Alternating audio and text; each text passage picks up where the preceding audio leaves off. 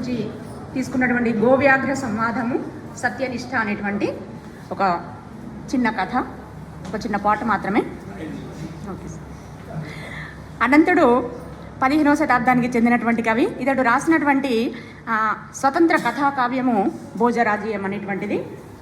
దీంట్లో వారు అనేకమైనటువంటి కథలను, ఉపకథలను చేర్చి చదివేటువంటి పాఠకులను మికిలి చైతన్యపరిచినటువంటి వాడు. మికిలి ఆసక్తికరమైనటువంటి అనేక కథల యొక్క సమాహారమే ఈ భోజరాజ్యం అనేటువంటి కావ్యము. ఇది 7 భాగాలుగా రాయబడింది. అంటే దీంట్లో ఉండేటువంటి అంశాలలో ముఖ్యంగా కథలన్నీ కూడా గొలుసుకట్టు కథలలాగా ఉండి చదివేటువంటి పాఠకులను మికిలి ఆనందపరిచినటువంటి, ఆశ్చర్యపరిచినటువంటి కథలన్నీ కూడా దీంట్లో ఉన్నాయి. ఇందులో ప్రధానమైనటువంటి కథ భోజరాజు మరియు సర్పడుల మధ్య ప్రసంగ వశమున వచ్చినటువంటి కథలలో భాగంగా ఈ గోవ్యాఘ్ర సంవాదము అనేటువంటి కథ రావటం జరుగుతుంది. ఈ కథను మనము చిన్న క్లాసుల నుంచి కూడా విన్నటువంటి కథనే. ఇది నీతిని బోధించేటువంటి కథ. ఇందులో ముఖ్యంగా సత్యవాక్య మహిమను తెలిపినటువంటి కథాంశము, ఒక సందేశాత్మకమైనటువంటి కథగా అనంతామాత్రుడు దీన్ని చిత్రించడం జరిగింది. ఈ గోవ్యాఘ్ర సంవాదము భోజరాజ్యంలో ఉన్నటువంటి కథలన్నిటిలలో కంటే మణిపూస లాంటిది. అంటే అన్నిటికంటే కూడా ఈ కథను విద్యార్థులకైనా తర్వాత సర్వ మానవాళికైనా కూడా అది మికిలి ఉన్నతమైనటువంటి సందేశాన్ని ఇచ్చినటువంటి అంశము.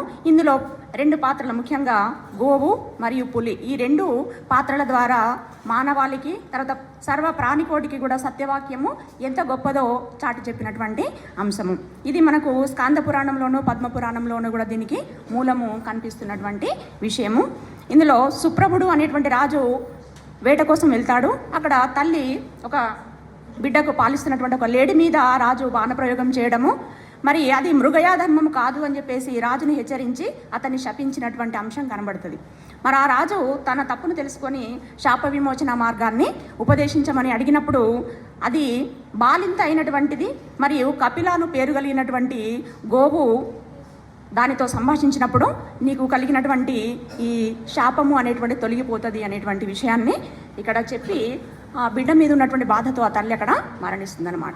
ఈ రకమైనటువంటి మూలము మనకు స్కాంద పురాణంలో కనబడుతున్నది. ఇక గోవ్యాఘ్ర సంవాదానికి వచ్చినట్టయితే ఈ సంవాదంలో గోవును తర్వాత పులిని రెండిటి యొక్క వ్యక్తిత్వాన్ని కవి చాలా చక్కగా చెప్పడం జరిగింది. బ్రాహ్మణుని యొక్క హోమధేనువు నిత్య సత్యవర్తిని, సదాచారమూర్తి, ఎప్పుడు కూడా ఏ ఇతర జంతువుతో కలహించినటువంటిది, తర్వాత ధారల కొద్ది పాలను అది ఇచ్చేటువంటిది అని చెప్పేసి దాని యొక్క వ్యక్తిత్వాన్ని చాలా చక్కగా మొదటగానే అతడు చెప్పడం జరిగింది. ఇట్లాంటి గోవు గడ్డి మేస్తూ పులి బారిన పడడము, ఆ పులి చంపడానికి వచ్చినప్పుడు ధైర్యంగా దాన్ని కాసేపు నిలబడి తన యొక్క